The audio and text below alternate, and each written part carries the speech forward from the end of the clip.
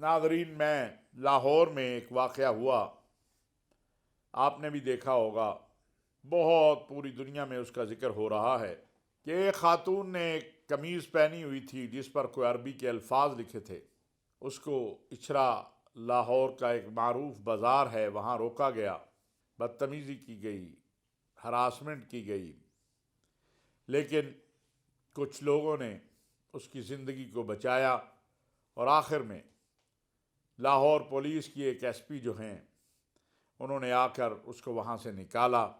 جہاں اس عمل کی پرزور مذمت ہو رہی ہے کہ لوگوں نے اس عورت کو ہراس کیا، وہاں اس عمل کی بھی بہت بڑی تحسین ہو رہی ہے کہ اس اے ایس پی خاتون نے اپنے ساتھیوں کے ساتھ مل کر اس کی زندگی کو بچایا۔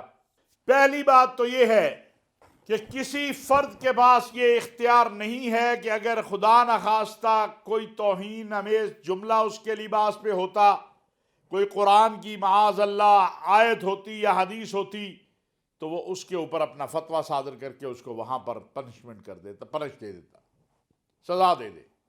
یہ کام عدالت کا ہے، یہ کام قانون نافذ کرنے والے اداروں کا ہے۔ پھر ہم نے دیکھا کہ اس عورت کو مردوں کے درمیان بٹھا کے اس سے معافی منگوائی گئی۔ یہ کون سی شریعت میں جائز ہے؟ یہ بھی ایک سوال ہے جس کا جواب انہی لوگوں سے لینا چاہیے جنہوں نے یہ خوف و ہراس پھیلایا۔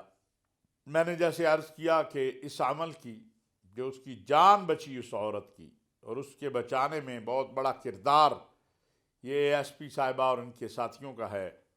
اس پر پاکستان میں سعودی عرب کے سفیر جناب نواف سعید المالکی صاحب نے اس کو اپنے سفارت خانے میں بلایا، اسے شاباش اور تحسین کی اور کہا کہ وہ انشاءاللہ اس کو اور اس کے خاندان کو سعودی عرب کے فرمانروا خادم الحرمین الشریفین شاہ سلمان بن عبدالعزیز کی ضیافت میں حج کے لیے بھیجیں گے۔ بہت بڑا اعزاز ہے یہ۔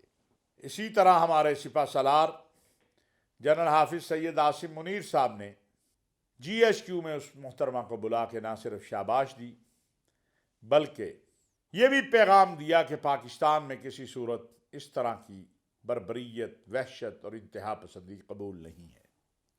میں شکریہ ادا کرتا ہوں سعودی عرب کے سفیر جناب نواف سعید المالکی صاحب کا بھی، اور شکریہ ادا کرتا ہوں chief of the army staff محترم جناب حافظ سید عاصم منیر صاحب کا کہ جنہوں نے ایک بغیر کسی مصلحت کے، بغیر اف اینڈ بٹ کے پوری قوم کو پیغام دیا ہے کہ اس طرح کی انتہا پسندی، اس طرح کی وحشت و بربریت کسی صورت قبول نہیں ہے۔